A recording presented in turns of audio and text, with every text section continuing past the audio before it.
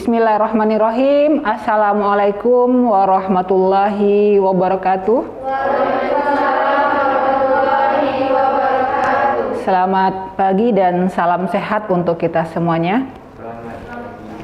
Baik, pada pertemuan kali ini sesuai dengan kontrak waktu kita kemarin bahwasanya kita akan belajar tentang konsep pengorganisasian manajemen keperawatan. Sebelumnya kita udah belajar tentang konsep perencanaan. Jadi sebelum materi disampaikan, alangkah bagusnya kita buka pembelajaran kita dengan membaca doa. Mungkin kepada Zul dipersilahkan untuk memimpin doa pada pagi hari ini. Silakan Zul. Terima kasih. Sebelum kita memulai pembelajaran, marilah kita berdoa. Berdoa mulai. Bismillahirrahmanirrahim. Raditu billahi rabban wa bil islami dinan wa bi Muhammadin nabiyya wa rasulan. Rabbi zidni ilman warzuqni fahma. Amin. Oke, terima kasih Zul. Oke, materi kita ini tentang fungsi manajemen ya, fungsi manajemen yang mungkin ada pertama udah disampaikan bahwasanya ada fungsi manajemen yang akan kita paparkan dalam pembelajaran manajemen keperawatan ini. Yang pertama adalah fungsi yang pertama adalah planning, perencanaan yang telah kita bahas kemarin. Kemudian sekarang adalah fungsi dari manajemen keperawatan bagian pengorganisasian. Ya, pada pertemuan ini kita akan membahas tentang beberapa topik-topik tentang pengorganisasian, konsep dasar, sampai dengan nanti ada teori-teori perubahan yang akan Ibu sampaikan pada pagi hari ini. Jadi sebelum materi Ibu sampaikan, kita akan review ulang dulu terkait materi yang telah Ibu berikan di minggu lalu. Ya, tentang apa kemarin? Tentang konsep perencanaan. Oke, yang pertama mungkin akan Ibu review, akan Ibu tanyakan terkait apa itu perencanaan. Oke, silakan siapa yang bisa menjawab pertanyaan ini? Silakan Bu Erma. Perencanaan menurut saya adalah sejumlah keputusan untuk menjadi pedoman untuk mencapai suatu tujuan tertentu. Ya, bagus ya. Ya, ada lagi yang mau menambahkan? Cukup ya? Ya. Oke, berikutnya pertanyaan yang kedua. Apa tujuan kita membuat perencanaan? Ya, kira-kira siapa yang bisa? Tujuan kita membuat perencanaan atau tujuan perencanaan lah. Ya, tunjuk tangannya siapa yang bisa? Tadi Erma ya. Ya, silakan Zul. Tujuan perencanaan yaitu mengetahui kapan pelaksanaan dan selesainya. Kapan pelaksanaan dan selesainya? Oke, bagus. Siapa saja yang terlibat mendapatkan kegiatan yang sistematis, termasuk biaya dan kualitas pekerjaan. Siapa saja yang terlibat dan apa biayanya gimana ya? Siapa yang terlibat dan biayanya seperti apa? Oke, lanjut. Dua ya? Dua tujuan dari perencanaan. Pertama tadi apa Zul? Tadi mengetahui kapan pelaksanaan. Kapan dilaksanakan? Siapa yang terlibat dan gimana biaya untuk pelaksanaan tersebut, kegiatan tersebut, itu yang kita rencanakan. Berikutnya adalah tentang manfaat perencanaan. Merencanakan, sudah sering juga merencanakan sesuatu kan ya. Sekarang kira-kira manfaat perencanaan manajemen perawatan apa? Siapa yang bisa? Ya, silakan sebutkan namanya, Dek. Namanya? Cici. Ya, Cici. Karena udah pakai masker, enggak terlalu jelas wajahnya ya. Oke, Cici, silakan Cici. Manfaatnya sebagai pemilihan alternatif terbaik. Pemilihan alternatif. Oke. Selanjutnya penyusunan skala prioritas. Penyusunan skala prioritas. Selanjutnya sebagai pemanfaatan penghematan sumber daya organisasi. Oke, bagus ya, Cici. Ada lagi mau disampaikan? Tentang tipe ya. Kemarin kita udah belajar tipe perencanaan ya. Sudah. Ya, satu lagi pertanyaan. Tipe perencanaan seperti apa? Ya, siapa ya? Nih, ya silakan. Nur Betty. Oh, Nila kan, Nila. Harusnya kan Nur Betty kan udahnya pakai masker ya. Lanjut, Nur Mila, apa itu Mila? Yang tipe pertama itu berdasarkan luasnya. Berdasarkan luasnya. Itu yang pertama strategik sama operasional. Ada strategik dan operasional. Berdasarkan luasnya. Terus, bagus. Lalu berdasarkan kerangka waktu ada jangka pendek dan jangka panjang. Berdasarkan waktu, jangka pendek dan jangka panjang. Selanjutnya berdasarkan Kekhususan. Ada pengarah dan ada pemerinci. Pengarah dan perinci. Berdasarkan frekuensinya Bu, Udah. ada sekali pakai dan ada terus menerus. Berdasarkan frekuensinya, ya itu saja. Inilah, terima kasih, bagus ya. Ada 4 ya. Berdasarkan luasnya, berdasarkan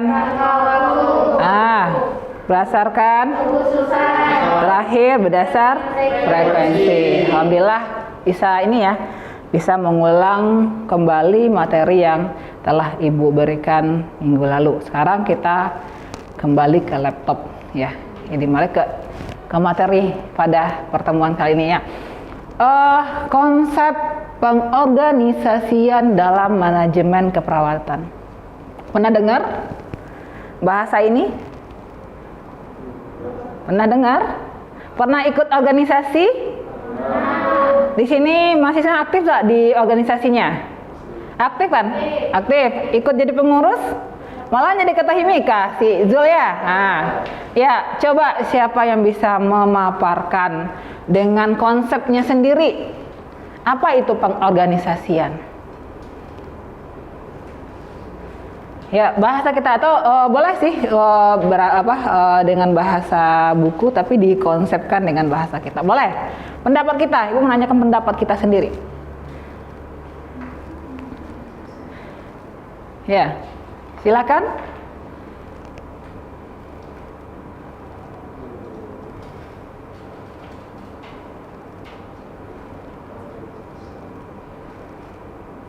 Nur Betty bisa? Ya, silakan. Mungkin bisa dengan bahasanya aja. Menurut saya organisasi itu yaitu suatu wadah perkumpulan di mana kita bisa berdiskusi atau sharing sama teman-teman. Ya, bagus ya. Suatu wadah tempat kita berdiskusi untuk menyalurkan aspirasi dengan teman-teman sejawat kita gitu ya. Ada lagi menambahkan? Pengorganisasian itu apa?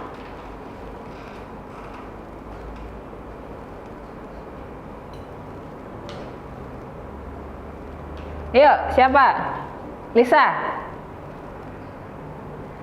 Menurut saya, pengorganisasian itu kegiatan mengintegrasikan semua sumber daya untuk mencapai tujuan. Ya, bagus ya. Kegiatan mengintegrasikan semua sumber daya untuk mencapai tujuan. Seperti misalnya nih, si Zul jadi ketua himika.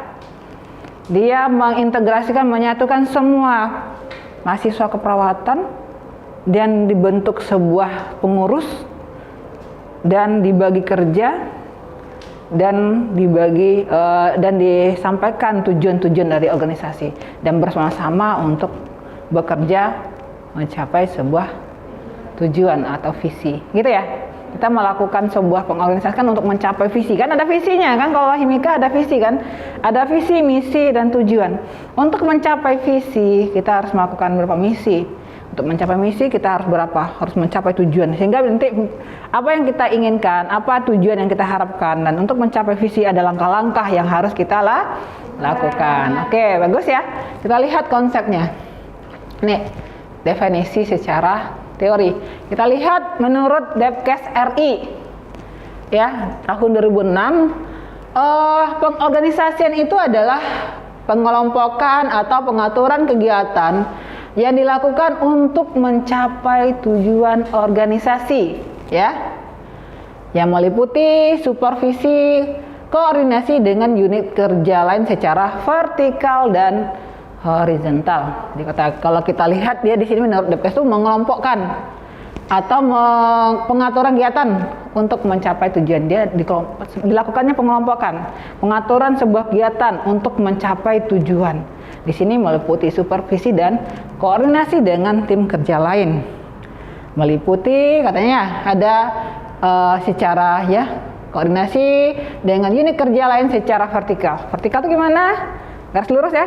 Berarti kita atasan dengan bawahan, vertikal dengan teman sejawat gitu ya.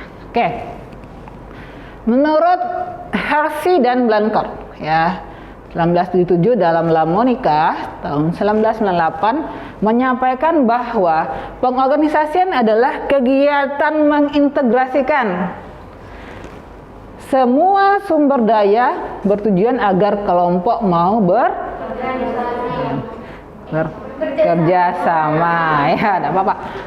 Kita kegiatan mengintegrasikan ya semua sumber daya manusia, sumber daya alam bisa jadi kan, kita butuh juga kan, dana kan butuh juga kita kan, apa sumber daya dari kita, keuangan, manusianya, siap tuh semuanya, alat yang kita gunakan untuk mencapai sebuah organisasi bertujuan untuk agar kelompok mau bekerja sama ya, itu gunanya kita melakukan pengorganisasian. Berikutnya menurut Gibson et al. Di mana menyampaikan bahwa pengorganisasian itu adalah kegiatan mendesain tujuan dan wewenang tiap pekerjaan individu, menetapkan pekerjaan yang masuk dalam kelompok manajer, ya, mencari metode dan proses agar pekerjaan terintegrasi dengan baik. Kalau menurut Gibson ini dia lebih dia melihat mendesain tujuan dan wewenang. Dia lihat ini kelompok manajer nih loh kerjanya, ini bawahan ini kerjanya, ini anggotanya ini kerjanya, dia mengelompokkan, mendesain tujuan. Dan di sini katanya dia menetapkan pekerjaan berdasarkan tingkatannya. Dalam struktur organisasi kan ada tuh, ada atasan, bawahan. Nah, di masing-masing ada tugasnya, uraian tugas. Nah, jadi kalau kita lihat hasil akhir dari pengorganisasian ini adalah menetapkan siapa yang akan menjalankan, siapa yang akan melakukan kegiatan, gitu kan? Siapa orangnya, siapa sumber daya manusianya, kemudian apa dilakukan, melakukan apa, nah, kemudian dengan siapa kita bekerja sama, bisa memahami. Jadi kalau kita simpulkan dari beberapa pendapat tadi, bisa nggak kira-kira menyimpulkan? Pengorganisasian merupakan satu kegiatan atau pengelompokan, ya, atau membagi kerja baik secara vertikal maupun horizontal untuk mencapai sebuah tujuan. Kita simpulkan dari definisi dari beberapa pendapat para ahli tadi. Oke, cukup paham tentang pengorganisasian konsepnya? Jelas ya? Ya. Kita lanjut, berikutnya adalah kegiatan. Apa aja kegiatan dari pengorganisasian manajemen keperawatan? Dari konsep tadi kita tahu kan, dia mengelompokkan, ya kan? Mengelompokkan atau membagi kegiatan yang harus dilakukan. Kita kelompokkan nih tugasnya. Misalkan kita kelompokkan, kita balik ke cerita ke rumah sakit ya, ruang rawat inap misalnya.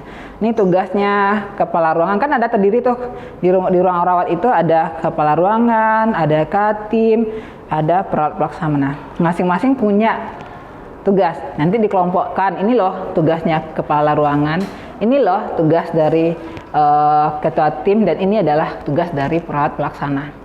Itu namanya dikelompokkan. Dikelompokkan dulu atau membagi kegiatan yang harus dilakukan. Apa kegiatan-kegiatan? Kemudian menentukan jaringan hubungan kerja antar tenaga kesehatan. Setelah kita tahu tugas kita sebagai perawat pelaksana, misalnya nih, Azul sebagai perawat pelaksana dibagi tugas oleh Katim untuk melakukan pengelolaan asuhan keperawatan pada satu pasien Tuan A. Dia di dalam melakukan tindakan pasti ada kolaboratifnya kan? Kerjasamanya kan dengan tim kesehatan lain. Tujuannya adalah untuk kesembuhan pasien. Ya. Kemudian menciptakan penugasan yang kondusif, di mana kalau pekerjaannya sesuai lah dengan sesuai dengan kemampuan, kemudian sesuai dengan strukturnya. Kalau memang dia karu, tugasnya adalah sebagai karu. Kalau dia ketua tim, ya dia bekerja sebagai ketua tim. Kalau dia sebagai perawat pelaksana, ya bekerja sebagai perawat pelaksana. Oke. Berikutnya manfaat. Ya, kira-kira ada yang tahu apa itu manfaat pengorganisasian? Sekarang nih, ini kan teori nih. Tujuan ya? Ya, tujuan. Kan udah, ini kan secara teori nih tujuan pengorganisasian. Kita masuk tujuan dulu. Kira-kira apa tuh? Kalau misalnya dikonsepkan ke organisasinya mahasiswa. Apa tujuan kita melakukan pengorganisasian?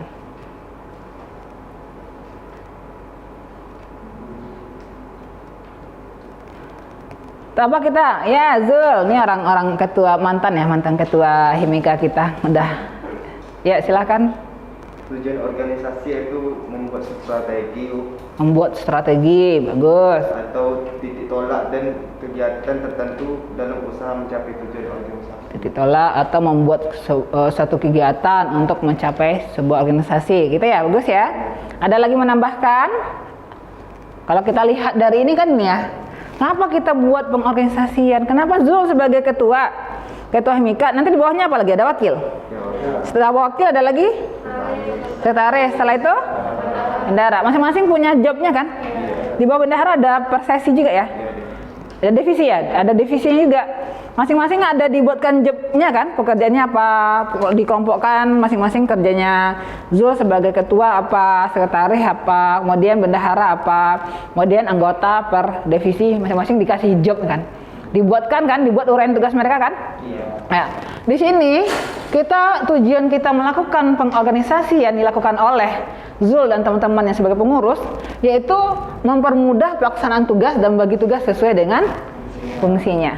Nah, mungkin kan divisi bagian kerohanian ada ya? Bertugas menjalankan tugas ketua, kecuali ketua mendelegasikan tugasnya ke bagian rohaniawan, misalnya gitu ya. Tapi bekerjalah sesuai dengan fungsinya sehingga nanti organisasi bisa jalan, tujuan akan tercapai. Kemudian juga mempermudah pengawasannya kan Zul?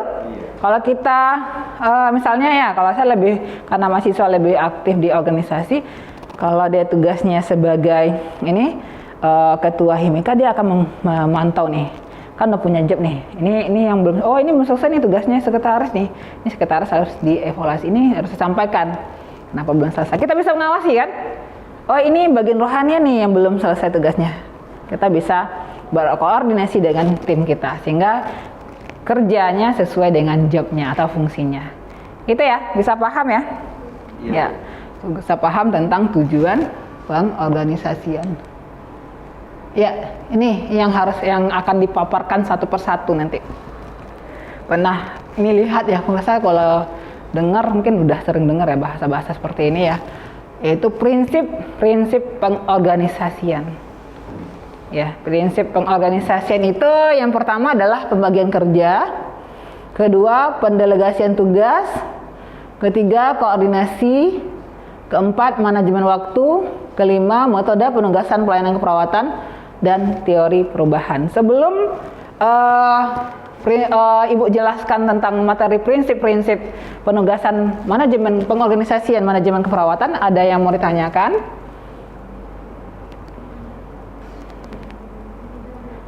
Ada yang kurang paham terkait materi yang disampaikan sebelumnya? Bisa paham ya? Atau suara saya kurang jelas atau cukup tegas, terus keras ya? Cukup keras. Kemudian atau terlalu cepat penyampaian? Ya. Kalau seandainya terlalu cepat, sampaikan ya. Ya. Oke, kita kalau Anda ada pertanyaan, kita lanjutkan materi ini tentang prinsip-prinsip pengorganisasian. Pernah dengar pembagian kerja? Nah, gimana cara bagi kerja kalau seandainya di organisasi seperti apa? Itu sesuai dengan tugasnya dari masing-masing divisi. Ya, sesuai dengan tugas masing-masing divisi, bagus. Kalau pernah turun rumah sakit kan, preklinik? Iya. Ya, kira-kira di rumah sakit kalau mahasiswa tugasnya apa?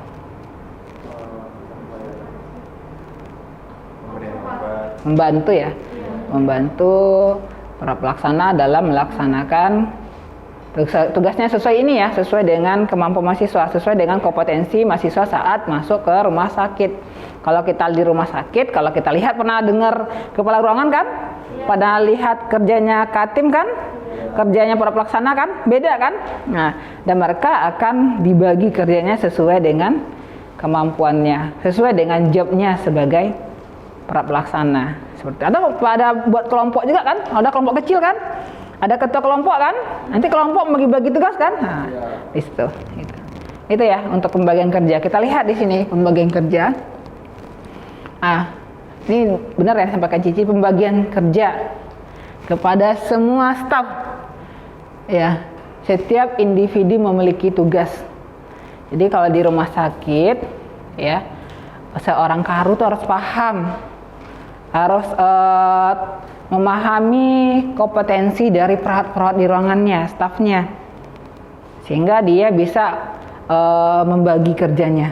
Kalau dia kemampuannya di bagian misalnya perawat inap penyakit dalam, nih si A nih mampu di bagian bagian kardio misalnya, sistem kardiovaskularnya bagus nih, nanti akan diberikan pasien yang mengalami gangguan kardiovaskular. Oh, misalnya si ini para B ini bagian jagonya di bagian endokrin karena ikut pelatihan. Kita lihatnya kan kompetensi berdasarkan pelatihan diikutin kan. Nah, dia bisa kita arahkan bekerja di mengambil pasien yang mengelola pasien yang berhubungan dengan masalah endokrin. Jadi di sini ada ya mengerti, di sini Karu ini diharapkan dia selain tadi kompetensi juga melihat pendidikan dan pengalaman, peran dan fungsi perawat di sana ya. Kemudian tahu ruang lingkup kepala bidang, kalau kepala bidang di atasnya lagi. Ya, kemudian tahu batasan wewenang, tugas dan tanggung jawab. Kita ada punya batasan tugas kita dan tanggung jawab kita. Kemudian tahu hal-hal yang didelegasikan kepada perawat dan non perawat. Jadi kita tahu apa yang akan didelegasikan kepada bahan kita. Jangan memberikan delegasikan tugas kepada orang yang tidak mampu menjalankan tugas kita. Gitu ya? Ya kan Zul? Iya. Nah, nanti jadi bingung tidak tercapai apa yang kita inginkan. Ini agar jelas dalam pembagian kerja maka diperlukan. Yang pertama adalah job description. Tadi udah sampaikan ya. Yang berisi uraian tugas dan fungsi dari tiap-tiap lini. Terus kemudian adalah pengembangan prosedur. Pengembangan prosedur sini adalah seperti halnya di rumah sakit. Kita harus bekerja sesuai dengan SOP ya. Untuk meningkatkan mutu pelayanan keperawatan kita harus bekerja sesuai dengan standar operasional prosedur. Misalnya kita melakukan perawatan luka harus lihat SOP-nya apa. Harus bekerja sesuai dengan SOP yang telah ditetapkan oleh instansi seperti itu. Jadi jangan lari di situ. Nanti kita akan adakan di rumah sakit itu pasti ada sistemnya, ada supervisor. Karu akan melakukan supervisor, akan melihat apakah pelaksananya bekerja tidak sesuai dengan SOP. Jadi perlu dilakukan pengembangan prosedur. Kemudian description. Ya, di sini kan ada pembuatan hasil kerja. Ya, hasil kerja kita sebagai pelaksana, misalnya tugasnya sebagai pelaksana ya, gimana dia hasil kerjanya dalam melaksanakan asuhan ke perawatan. Kalau di organisasi mahasiswa, dia ditugaskan untuk apa? Misalnya contohkan satu tugasnya sekretaris apa, Zul? Sekretaris untuk membuat surat-surat. Membuat surat keluar gitu ya. Atau surat masuk gitu ya. Harus didokumentasikan. Terus apa yang kamu lihat hasil kerjanya? Dokumentasinya ya, dokumentasi hasil kegiatan atau hasil tindakan atau tugas, uraian tugas atau job description dari tugasnya sekretaris. Kalau bendahara gitu juga kan, dari dana yang masuk, dana yang keluar kan dicek nih, sesuai tidak? Nah gitu. Kita juga, karena masing-masing punya peran dan masing-masing juga harus dievaluasi dan dan harus melaporkan hasil kerjanya. Ada dilaporkan kan Zul? Ada. Nah, dia hasil kerjanya dilaporkan. Tuh. Berikutnya yang kedua, pendelegasian tugas. Pernah dengar delegasi? Belum pernah? Belum pernah. Ya, pendelegasian itu adalah wewenang atasan atau wewenang kita memberikan wewenang kepada teman kita yang punya kemampuan untuk menjalankan tugas kita. Atau seorang karu mengasih wewenang karena dia mau cuti, memberikan wewenang kepada katim, ketua timnya untuk melaksanakan tugasnya. Tugas yang diberikan harus sesuai dengan kemampuan perawat yang diberikan wewenang atau delegasi. Atau di sini istilahnya penyerahan tanggung jawab sama ya, wewenang atau penyerahan tanggung jawab. Kemudian ada menurut Ross dan CKN ya, tahun 2008, pendelegasian yang baik harus melihat the 5 right of delegation, meliputi tugas lingkungan sekitarnya. Apa tugasnya? Kalau kita misalnya kita mendelegasikan tugas kita, Zul mendelegasikan tugasnya kepada Taufik misalnya, dia harus jelas tugasnya apa. Kalau enggak mau cuti, tiba-tiba cuti, nanti telepon, saya tugasnya diserahkan ke Taufik nggak tahu tugasnya apa, harus jelas tugasnya apa gitu ya. Nah, kemudian orang yang ditunjuk, jelas orangnya, jangan ujuk-ujuk kita cuti tapi tidak menunjuk siapa yang akan menjalankan tugas kita. Nanti dicari orang, kita bingung siapa orang yang tinggal atau bingung mengerjain apa gitu maksudnya. Kemudian adanya pengarahan yang baik. Jadi sebelum kita mungkin cuti atau tidak masuk kantor misalnya atau tidak masuk rumah sakit, kita jelaskan apa, berikan pengarahan apa yang harus dilakukan oleh teman yang kita berikan delegasi, dan dilakukan supervisi dan evaluasi. Ini dilakukan setelah kita selesai cuti dan kita tanyakan gimana dengan tugas yang telah diberikan atau yang telah didelegasikan. Oke. Nih, ternyata dalam pendelegasian ini ada hambatan juga ya. Jadi ada beberapa poin ya, kita lihat di sini ada meyakini pendapat. Kalau kita yakin dengan pendapat kita, ya kan, saya ini merasa pendapat kita ini ya benar misalnya. Jadi kan agak susah kita memberikan delegasi, sehingga kan mana tahu teman yang diberikan delegasi memberikan masukan terkait apa yang telah kita delegasikan. Nah, sehingga meyakini pendapat adalah salah satu hambatan dalam pendelegasian. Kemudian kurang percaya diri. Orang yang diberi pendelegasi, saya tidak bisa, jangan saya, gitu kan, ada kan? Ada seperti itu. Jadi kurang percaya diri, kayak nak mampu di delegasi yang diberikan, padahal kita mempunyai kemampuan. Kemudian takut dianggap pemalas. Nah, itu hambatan, termasuk hambatannya. Kemudian takut kehilangan kendali. Takut kali kalau terjadi apa-apa, takut saya melebihi dari kerja dari delegasi yang diberikan gitu ya. Kemudian merasa tidak pasti dengan apa yang didelegasikan. Itu kan kurang dari pengarahan mungkin dari orang yang mendelegasikan. Kemudian takut tidak disukai staf lain. Kemudian menolak mengambil resiko. Ini orang yang tidak, udahlah nanti terjadi apa-apa, nanti saya disalahkan, nah gitu kan, ada orang seperti itu ya. Kemudian kurang kontrol, kemudian kurang contoh dari pemimpin yang lain, mungkin contohnya kurang dari pemimpin yang lain dalam melaksanakan delegasi tugas. Kemudian kurang percaya pada staf, jadi orang atasannya memberikan delegasi, kalau saya kasih tugas ini saya takutnya nih tidak selesai nih. Takutnya dia salah-salah, itu kan ada ya, itu hambatan saat kita melakukan delegasi. Ya. Oke. Nah, ini ada berikutnya sebelum ini ada yang mau pertanyaan?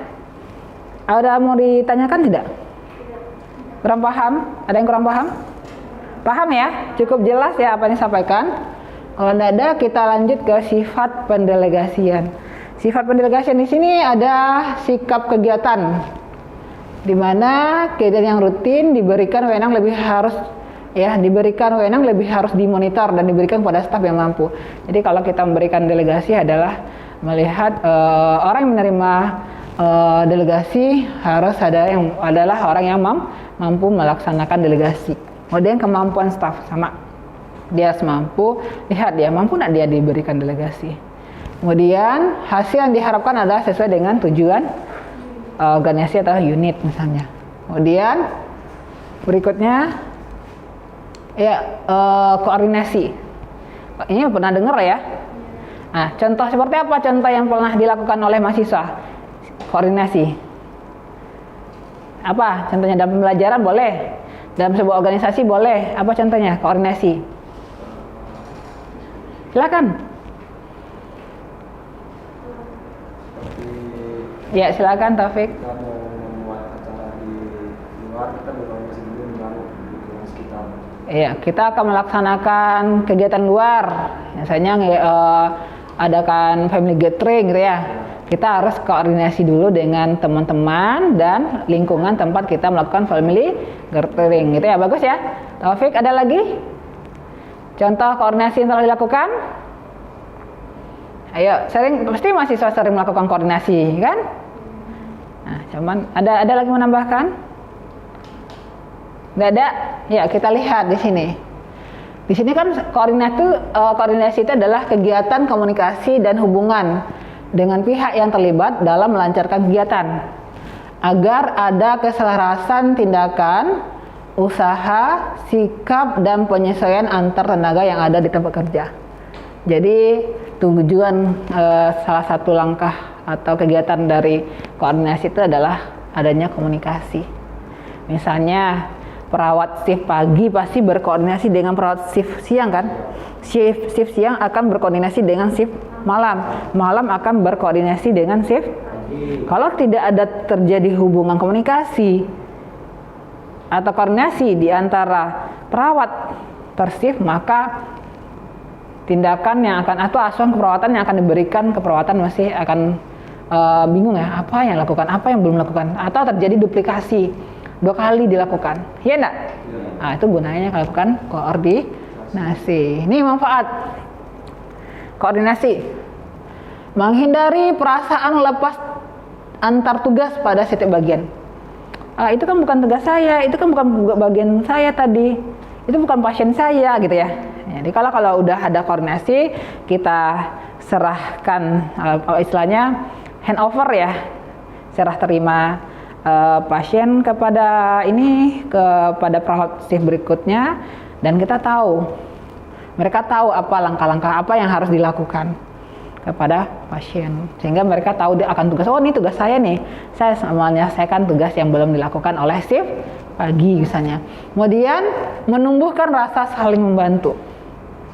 Dengan adanya koordinasi kita akan menumbuhkan rasa saling membantu. Kemudian menimbulkan kesatuan tindakan dan sikap. Ya, itu yang bilang tadi. Kalau seandainya tidak ada koordinasi kan takutnya udah dilakukan ini, maka kasihan pasiennya. Udah dilakukan pasien yang tadi, misalnya udah dilakukan, apalagi pemberian obat, bahaya kan?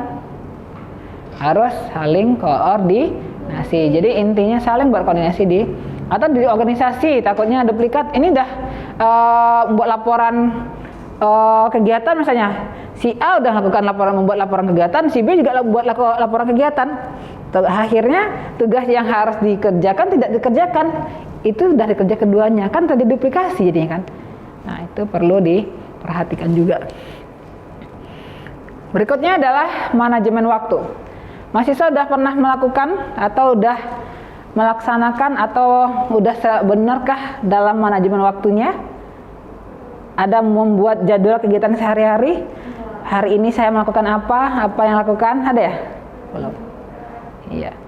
Saya buatlah jadwal kita sendiri ya.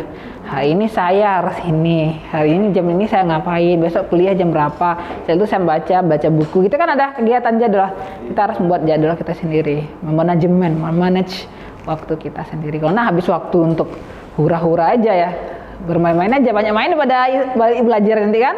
Tapi kalau kita setting waktu kita punya jadwal kita sendiri, kita ikuti jadwal itu, konsisten kita, maka kita akan teratur dalam menjalankan kehidupan sehari-hari gitu ya. Ya, kita lihat di sini untuk manajemen waktu. Untuk manajemen waktu dalam manajemen keperawatan ini adalah membuat jadwal dan kategori kegiatan. Kalau di rumah sakit atau di ruang rawat, otomatis ada jadwal dinas perawatnya kan. Ini siapa yang dinas pagi, dinas siang berapa orang, dinas malam berapa orang, berdasarkan tingkat ketergantungan pasien. Kemudian memeriksa kembali tiap porsi kategori sesuai dengan waktu yang ada. Memeriksa kembali tiap porsi kategori sesuai waktu yang ada. Itu ya. Kedua, ya, menentukan prioritas pekerjaan menurut kegawatan, mendesak dan tidak mendesak. Kalau di dalam udah belajar ya, kekuatan kritis ya. Bahwasanya kalau dalam melaksanakan menegakkan diagnosa prioritas kan, harus kita lihat CAB-nya, circulation-nya, RW-nya, basing-nya. Kalau seandainya sirkulasinya terganggu, kita angkat yang mengalami, yang mengancam, yang mendesak. Kalau di manajemen tuh hal-hal yang mendesak. Apa yang harus kita prioritaskan? Yang mendesak hari ini apa kerjakan itu dulu. Baru kerjaan yang tidak mendesak gitu ya. Kemudian mendelegasikan kepada bawahan bila memang sifat pekerjaannya tidak kompleks atau strategi. Kalau seandainya mendelegasikan tugas ke bawahan ya lihat lagi tugas yang kita berikan.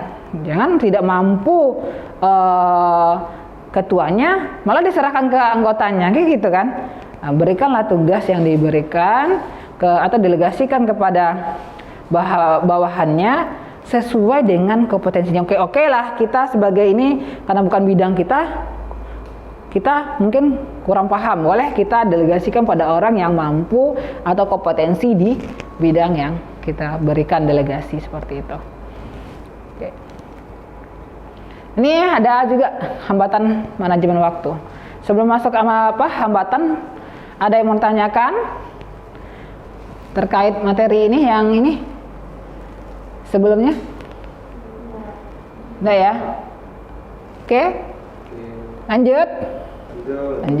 Oke. Hambatan manajemen waktu. Oke, yang pertama adalah terperangkap dalam pekerjaan rutin ya. Kalau kita misalnya kalau di rumah sakit otomatis kan misalnya kita mau jam 10 mau adakan pertemuan dengan perawat di ruangan membahas permasalahan pasien misalnya. Ya. Atau persiapan untuk ronde janjinya 10 gitu kan. Nyata karena kerja rutin kita sebagai perawat melaksanakan asuhan keperawatan itu kan sibuknya pagi kan. Karena kesibukan, karena adanya pasien baru misalnya, ada telepon masuk atau ada tamu yang tidak tiba-tiba datang tanpa sesuai dengan kontrak waktu misalnya, sehingga jam yang melaksanakannya 10 yang bisa lewat ya, mundur gitu. Lewat dengan waktu yang telah ditetapkan. Ini salah satu dari hambatan dalam manajemen waktu. Kemudian ada berikutnya yang menunda pekerjaan baru atau menunda pekerjaan yang berat. Ini berat kali ini terakhir aja kita kerjain ya. Yang ringan-ringan aja dulu. Nanti yang berat. Nanti habis waktunya. Yang berat nanti terbengkalai habisnya. Akhirnya terhambat dalam manajemen waktu kita. Target kita jam 10. Ini udah selesai semua pekerjaan. Karena menunda-nunda, tambah lagi ya 1 jam lagi waktunya. Akhirnya kan tidak sesuai dengan waktu yang telah ditetapkan. Kemudian adanya tamu yang lainnya, saya sampaikan adanya tamu yang tidak diundang. Kemudian ada telepon tiba-tiba ada telepon, sedang melakukan, dah janji nih jam 10 ketemu pasien, tiba-tiba ada telepon dari luar jam dinas misalnya, atau di jam dinas. Kemudian rapat yang tidak produktif, tiba-tiba ada rapat tapi tidak produktif. Ya. Kemudian peraturan open door, mungkin peraturan open door itu ya tidak ada janji dulu. Kalau ada tamu ya terima. Kalau ada jadi kalau kita tidak ada janji ya misalnya janji dulu lah sama tamunya. Kalau seandainya kita ada rapat, sampaikan kita ada rapat. Kadang kan open door tuh kan terima aja. Udah tamu tanya dulu tunda dulu rapat kita ya. Atau tunda lo kita lakukan kegiatan ini ya. Saya ada tamu ntar. Nah kayak gitu. Terus kemudian tidak bisa berkata tidak. Gitu. Berikutnya adalah metode pelayanan keperawatan. Ada beberapa metode yang akan saya sampaikan. Yang pertama adalah metode fungsional, kedua adalah metode tim, ketiga adalah metode primer, yang keempat adalah metode modul. Yang pertama adalah metode fungsional. Kalau metode fungsional adalah metode di zaman Belanda, dahulu ya, digunakan oleh tahun-tahun yang lama, di mana untuk metode fungsional ini perawat bekerja menunggu instruksi dari dokter. Kita perawat sebagai asisten, ya, sehingga kalau apapun yang dilakukan adalah tunggu dari instruksi dokter atau advice dari dokter. Kemudian di sini terlihat, jadi di sini HKRU ya, kepala ruangan bertanggung jawab 90% dalam pelayanan keperawatan. Ya. Kemudian semua anggota tergantung perintah atau pembagian tugas dari KARU. Kemudian tidak terlihat jelas pembagian tugas KARU dengan Katim yang sudah dibentuk. Belum jelas pengorganisasiannya seperti itu. Kemudian di sini kita lihat dasar pemikiran, setiap perawat mempunyai pemikiran yang sama. Ya, kalau kita lihat klasifikasi pengawasan, KARU dipilih oleh pimpinan karena dianggap memiliki pengalaman yang lama. Jadi perawat yang lama diangkat sebagai KARU. Kemudian anggotanya berpendidikan lulusan D3 atau di bawahnya atau SPK. Kemudian wakil KARU bisa selevel atau lebih rendah dari perawat lainnya. Keuntungannya metode fungsional ini adalah setiap perawat dianggap memiliki kemampuan yang sama. Jadi semua perawat itu dianggap kemampuannya sama. Kalau kita lihat kekurangannya kan kita tidak ini ya, perawat yang kreatif tidak cocok di metode fungsional. Yang kreatif, inovatif tidak cocok di metode fungsional. Tidak ada regenerasi yang baik karena dianggap sama aja kan. Ya. Kemudian kepuasan kerja perawat dan pasien kurang. Ya, kemudian tidak cocok bagi peningkatan pelayanan perawatan yang mengarah ke metode profesional. Ini strukturnya, struktur dari penugasan organisasi metode fungsional. Dia pertama adalah KARU, kemudian KARU, anggota tim 1, anggota 2 dan 3 dan seterusnya. Oke. Berikutnya adalah metode tim. Metode tim ini adalah metode yang saat ini banyak digunakan oleh rumah sakit. Kalau metode tim ini adalah kalau kita lihat dari strukturnya, mereka itu mulai dari ada KARU ya. Kalau ada wakarunya, biasanya dia langsung KARU nih, KARU.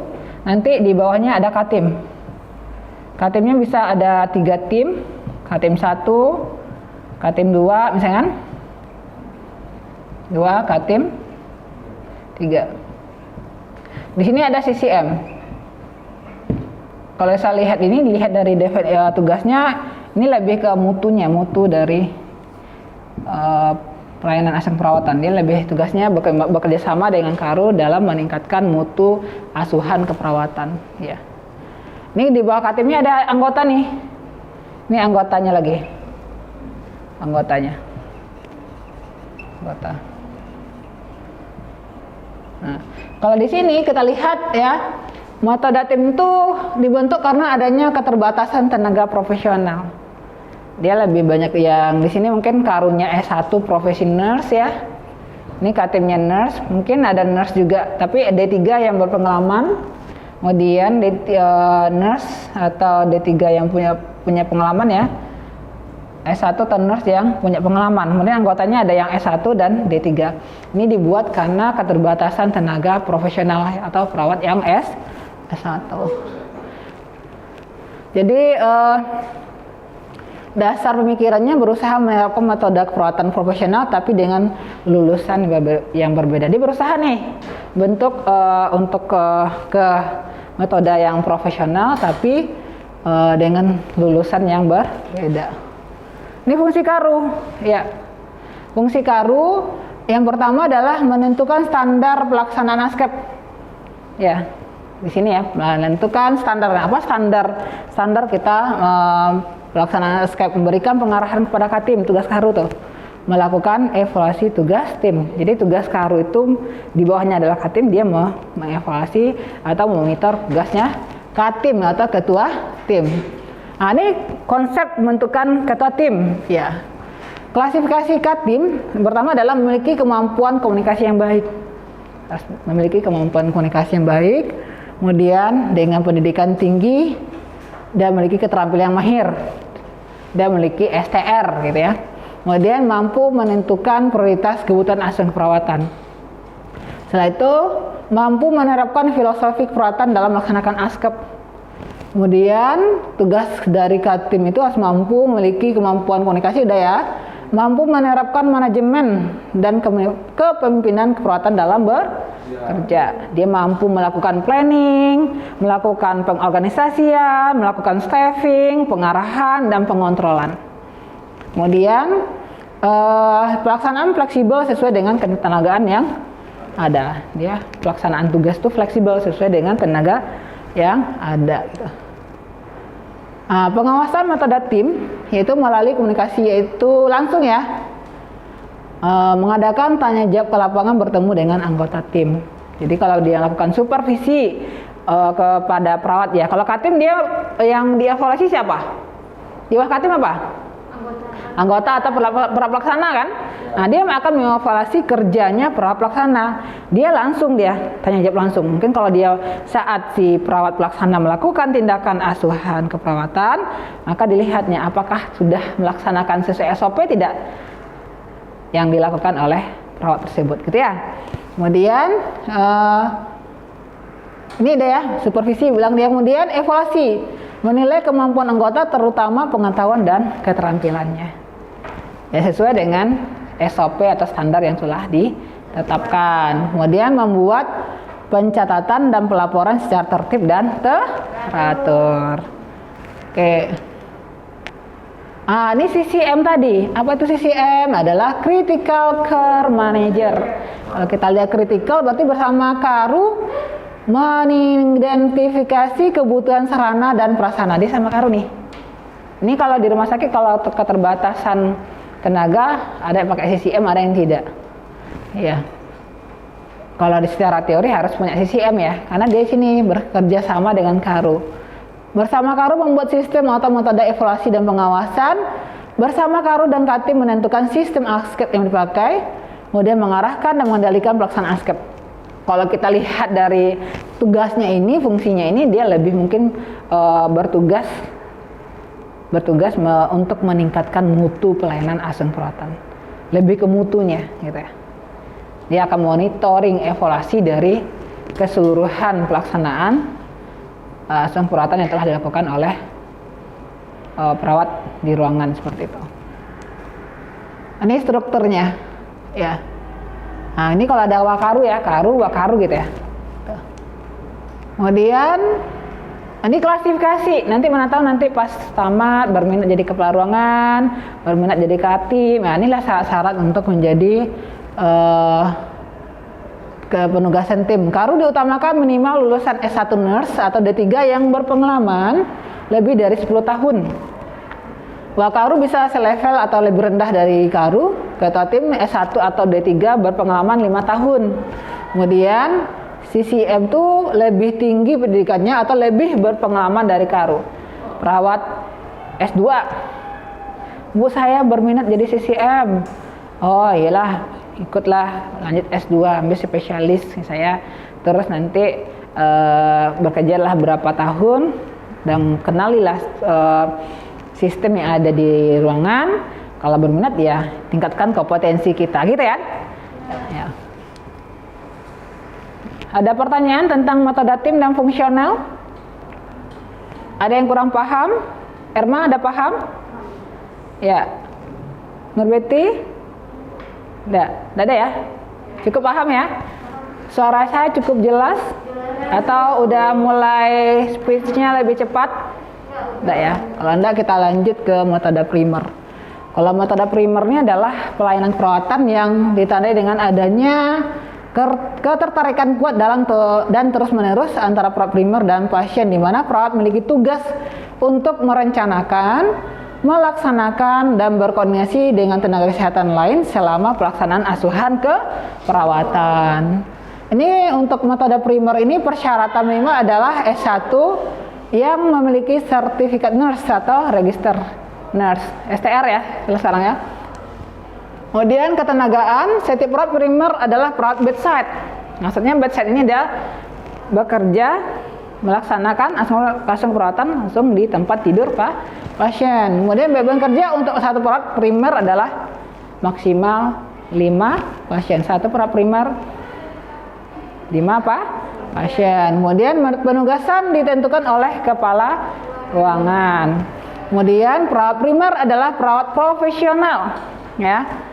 Minimal setingkat S1 dengan tambahan pendidikan keahlian khusus atau spesialis. Yang nurse nih, kalau ada metode primer adalah perawat yang profesional atau ada perawat yang S2 atau spesialis. Ini fungsi kepala ruangan untuk metode primer nanti bisa membedakan fungsi kepala ruangan di fungsional, metode tim, metode primer dan modul nantinya. Kalau kita lihat fungsi kepala ruangan di sini adalah sebagai konsultan dan pengendali mutu pelayanan keperawatan, memberi orientasi dan perekrutan tenaga perawat, kemudian menyusun jadwal jaga atau dinas, kemudian memberikan penugasan kepada perawat primer, melakukan evaluasi kerja, ya, kemudian memberi penugasan kepada pembantu perawat, merencanakan pengembangan staf. Dalam hal ini pengembangan staf, siapa yang akan melanjutkan pendidikan, yang akan dikirim itu ya, siapa saja yang akan ikutkan kepelatihan, siapa yang akan ikutkan seminar gitu ya untuk pengembangan staf. Kemudian membuat pasien sebagai model pelayanan profesional. Ini tugas perawat primer ya. Menerima pasien baru, melakukan pengkajian kebutuhan pasien ya, baik itu biofisiko spiritual, membuat tujuan dengan kriteria sesuai prioritas kebutuhan pasien, melaksanakan asuhan perawatan meliputi tindakan keperawatan mandiri, observasi, kolaborasi termasuk pendidikan kesehatan. Kemudian melakukan koordinasi dengan tenaga kesehatan lainnya, kemudian melakukan evaluasi sesuai dengan tindakan yang telah dilakukan, kemudian menerima dan menyesuaikan hasil rencana dengan melakukan tindak lanjut terhadap masalah yang belum selesai, menyiapkan discharge planning atau persiapan pasien pulang. Ya.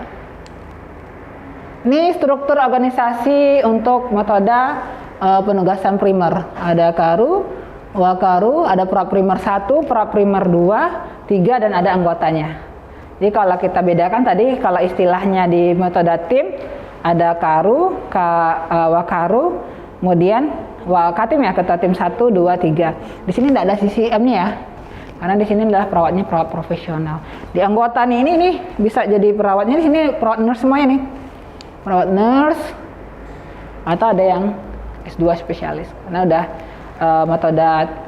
udah menggunakan metode penugasan lebih ke perawat yang profesional.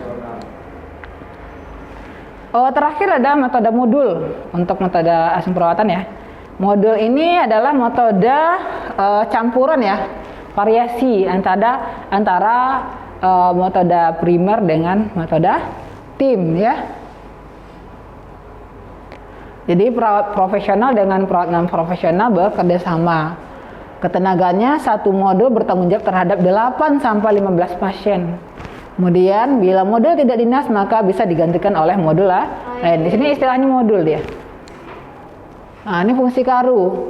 Memasangkan perawat yang memiliki tipe yang memasangkan perawat yang memiliki tipe yang saling melengkapi menjadi fasilitator dan motivator. Ini keuntungan dari metode modul, saling menutupi kekurangan. Kemudian kepuasan pasien dan perawat bisa dipertahankan. Kemudian meningkatkan kesolidan antar staf perawat. Kemudian tumbuhkan pengembangan staf yang alami. Kalau kekurangan dari metode modul ini adalah kurang baik untuk perawat yang kurang kreatif. Kebalikan dari yang fungsional ya.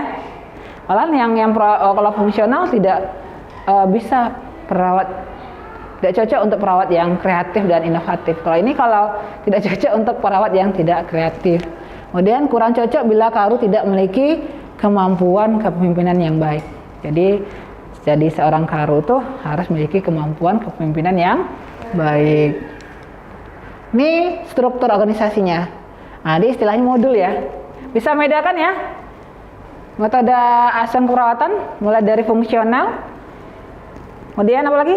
Metode tim, kemudian primer dan modul. Dari strukturnya beda.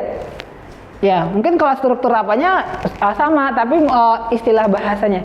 Ada yang Karu modul 1, modul 2, modul 3. Ada S1 dan D3 karena dia variasi atau campuran antara penugasan primer dengan tim. Ya.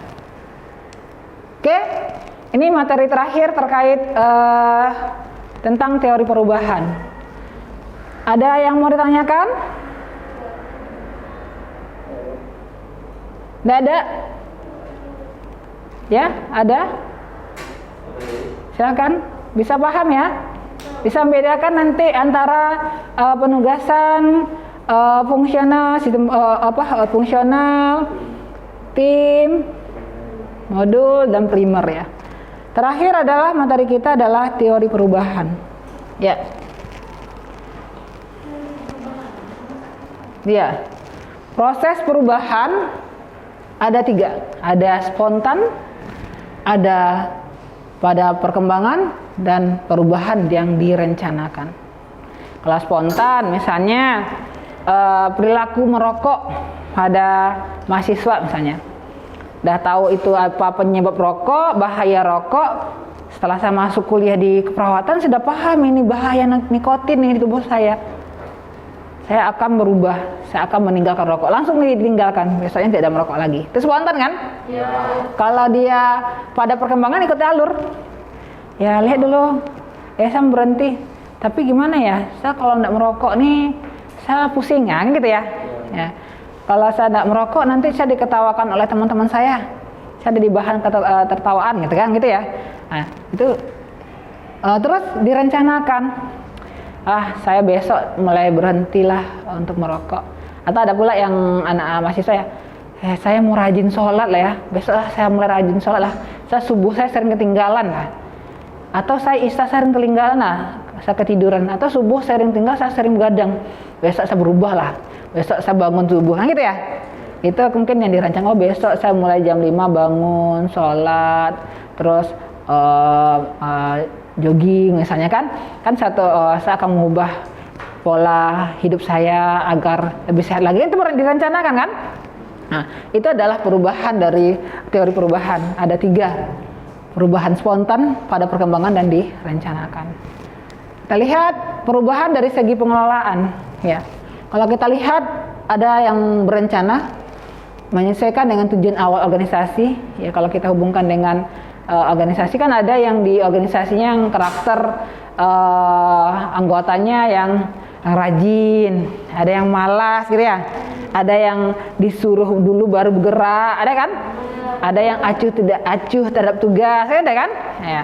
Jadi kan kalau di sini butuh seorang pemimpin yang benar-benar bisa memahami karakter dari bawahannya. Kalau dia ini karakternya, sifatnya atau karakternya harus diingatkan terus bekerja, maka yang bekerja. Ini karakter teman saya, tanpa disuruh selesai kerjanya. Ini harus dimotivasi terus, gitu kan? Maka kita kalau memahami karakter dari masing-masing dan kompetensi dari bawahan kita akan mengarahkan, si Taufik saya harus ngajak nih, Taufik ayo kita bekerja.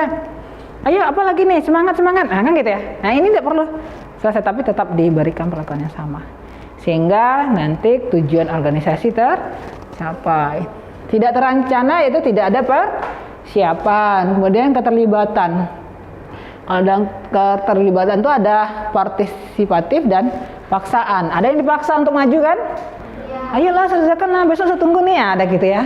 Partisipatif ini informasi dari organisasi cukup baik sehingga muncul sambutan positif dan komitmen dari karyawan. Kalau pemaksaan dari organisasi agar karyawan nikotinnya. Kan ada orang yang harus dipaksa dulu baru bergerak. Ada yang itu disampaikan tadi.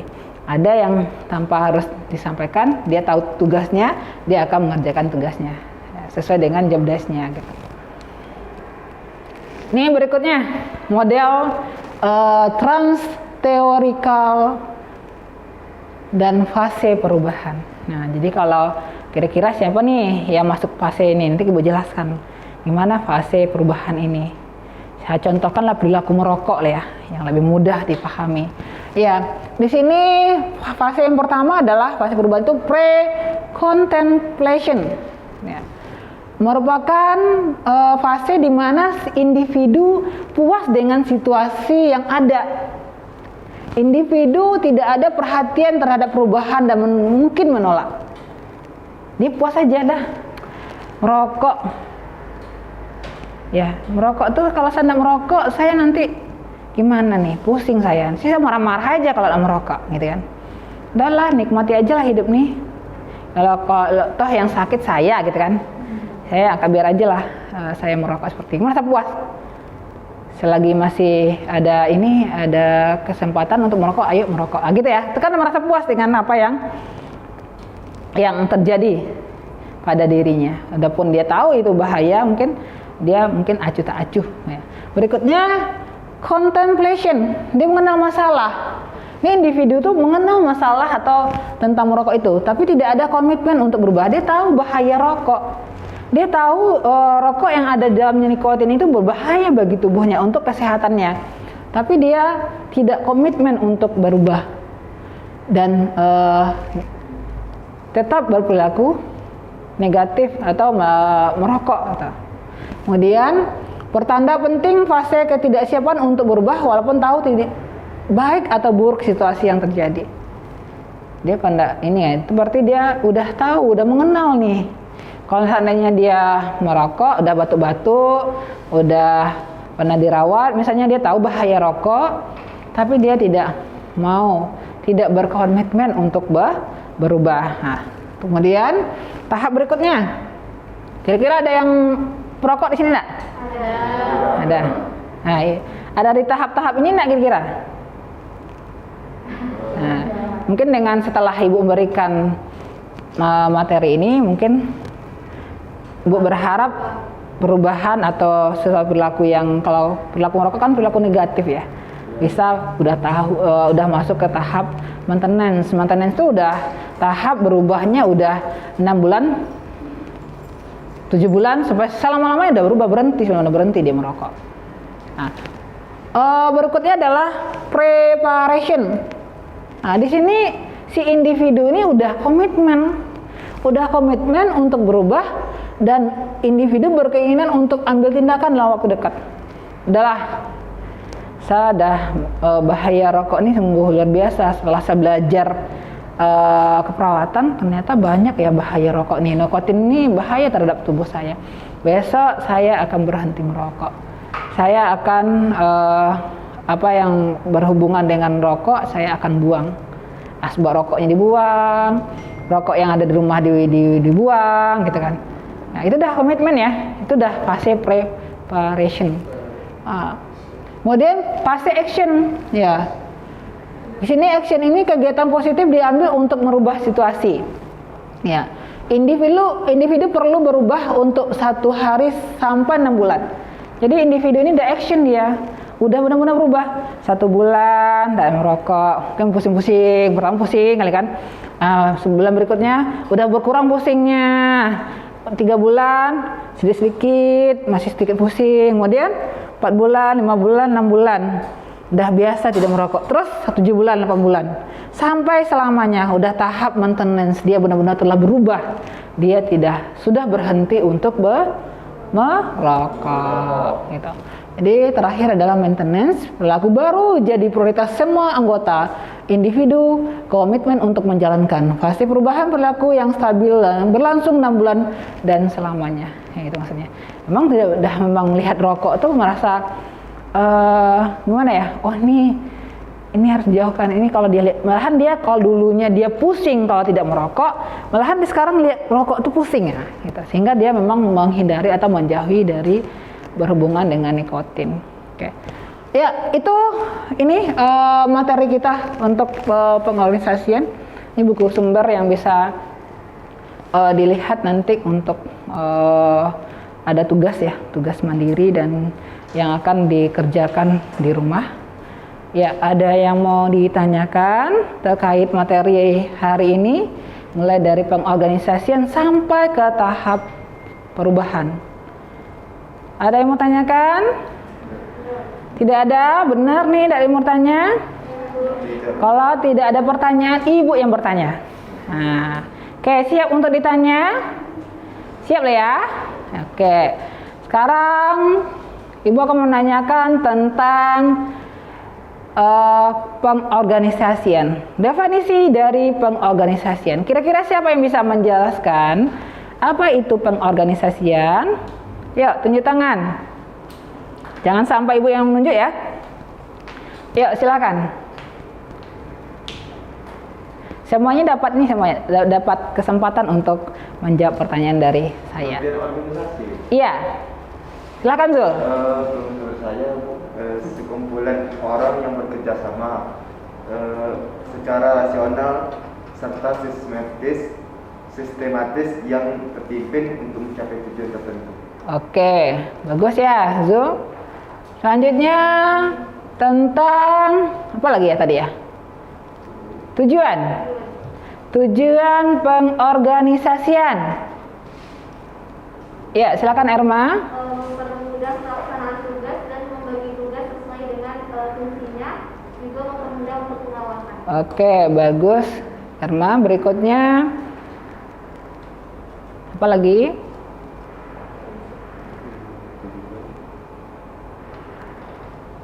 Teori ya, penugasan ya, metode penugasan asisten perawatan. Siapa yang bisa? Ada beberapa metode penugasan asisten perawatan atau metode penugasan pelayanan keperawatan. Ada berapa tadi? Ya, siapa yang bisa? Ayo, ya. Taufik, silakan. Pertama metode fungsional, ya. Kedua metode primer, ya. Lalu metode tim, baru yang terakhir metode modul. Ya, bagus ya. Sekarang bagus ya. Taufik udah menjelaskan nih, udah memaparkan, menyebutkan ya istilahnya. Ada 4 metode penugasan pelayanan keperawatan. Yang pertama adalah fungsional. Siapa yang jelaskan? Secara ringkas, apa itu metode fungsional?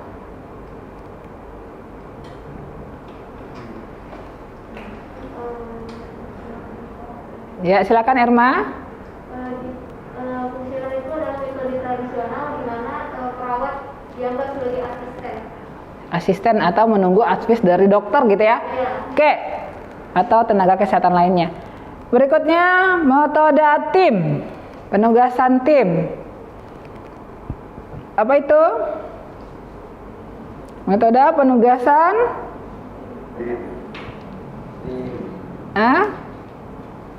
Keterbatasan tenaga profesional sehingga ada kombinasi atau modifikasi pembagian tugas. Ya, bagus ya. Karena keterbatasan tenaga profesional, maka dijadikan variasi penugasan tenaga perawat profesional dengan perawat advokasi gitu ya. Berikutnya apa? Metode perawat primer, fungsional, metode penugasan primer. Metode, yuk, Nurbeti, kayak Nurbeti bisa nih. Adalah metode pelayanan asli yang ditandai dengan adanya ketertarikan kuat. Di mana perawatnya sini adalah perawat nurse ya, atau perawat spesialis. Kalau modul terakhir, Debbie, ayo. Modul itu adalah gabungan penugasan, metode penugasan primer dan tim, di mana perawat Dari berbagai klasifikasi. menggunakan tenaga perawat dari berbagai klasifikasi. Ada perawat S1, perawat D3 spesialis. S1 dan D3 ya? Oke. Terakhir pertanyaan yaitu fase perubahan. Ada 6 tadi ya? 5 atau 6? 5. Yang pertama apa? Fase pre-contemplation, ya kan? Pre-contemplation. Kedua apa? Fase content. Ya, benar. Ketiga? Ya, bagus. Terakhir? Berapa? 5. Ya, masing-masing ada tanda dari perubahan. Oke, untuk pertemuan ini ya, sebelum kita tutup, kita simpulkan dulu lah. Simpulkan lagi materi yang telah disampaikan tadi. Yang pertama, konsep pengorganisasian. Pengorganisasian adalah satu kegiatan atau mengelompokkan ya individu dalam melaksanakan tugasnya dengan tujuan untuk mencapai sebuah organisasi. Terus ditentukan siapa yang akan melakukan, kemudian apa yang akan dilakukan, dengan siapa kita bekerja sama. Kemudian metode penugasan. Pelayanan keperawatan ada meliputi apa pertama? Fungsional, kedua metode tim, ketiga primer dan modul. Kemudian tahap perubahan. Pertama ada fase contemplation, kedua contemplation, ketiga preparation, maintenance. Kalau maintenance gimana? Di mana individu benar-benar telah berubah dari perilakunya yang negatif menjadi positif. Dia bertahan, tidak ada kembali ke perilaku merokok atau negatifnya. Itu udah maintenance dia. Ya, jadi harapan semua anggota gitu. Oke. Selesai kita simpulkan, mungkin tadi absensinya tolong diisi. Di sini ada absen hadir semuanya ya? Tidak ada yang alfa? Ada? Hadir semuanya. Tolong nanti diisi dan ditandatangani. Jadi untuk pertemuan tentang konsep pengorganisasian sudah selesai. Sampai ketemu kita di minggu depan membahas tentang sistem konsep teori pengawasan. Jadi ada tugas individu di rumah, tugas mandiri, yaitu membuat struktur dan bentuk pengorganisasian. Tolong catat ya, struktur dan bentuk organisasi ini merupakan tugas mandiri mahasiswa. Oke, untuk tugasnya dikumpul minggu depan ya. Karena waktu kita udah habis, kita tutup dengan membaca doa. Kami persilahkan kepada Zul kembali untuk menutup doa. Ya, silakan, mungkin dipimpin doanya Zul.